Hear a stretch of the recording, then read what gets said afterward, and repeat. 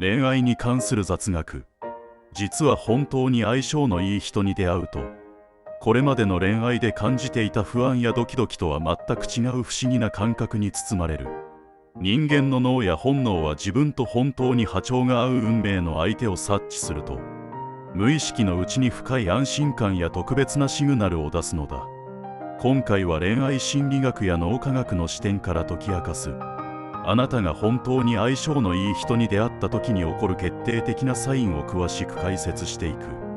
実は本当に相性のいい人に出会うと、出会ったばかりの段階であっても昔からずっと知っていたかのような不思議な懐かしさを感じる。初対面特有の不自然な緊張感が全くなく、お互いの共通点や価値観が驚くほど自然にシンクロしてしまうのだ。これは心理学で社会的浸透が急速に進む現象であり、本能レベルで相手を安全な存在だと認識している証拠である。言葉を深く交わさなくても、お互いの空気感だけで心が満たされる感覚こそが最高の相性である何よりの証明なのだ。実は本当に相性のいい人に出会うと、会話の途中に沈黙が訪れても気まずさを一切感じずありのままの自分でいられる。無理に話題を探して場を盛り上げようとする必要がなく、お互いが別々のことをしていても心地よい空間が保たれるのだ。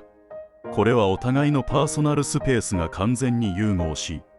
相手の存在が自分の日常の一部として深く馴染んでいる状態である。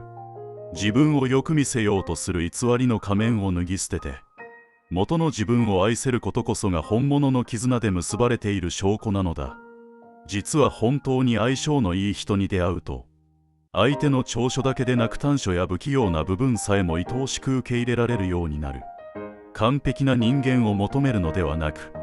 お互いの足りない部分を男の包容力と女の優しさで自然と補い合える関係が作れるのだ。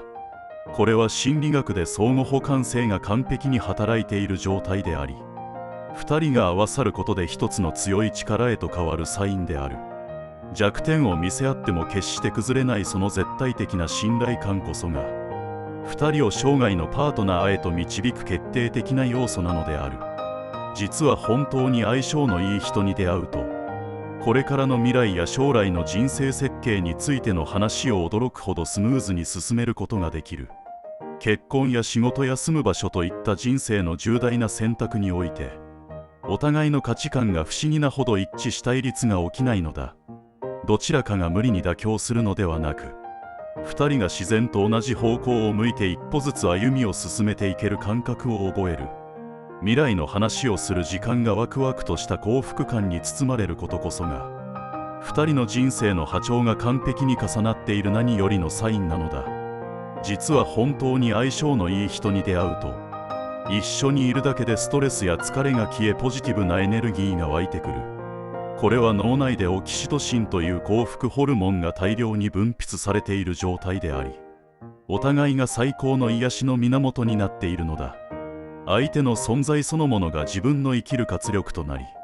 困難な状況に直面しても二人なら絶対に乗り越えられるという強い確信が芽生える。お互いを高め合いながら心身ともに健やかでいられる関係こそが、本能が選び抜いた最高の相性の表れなのである。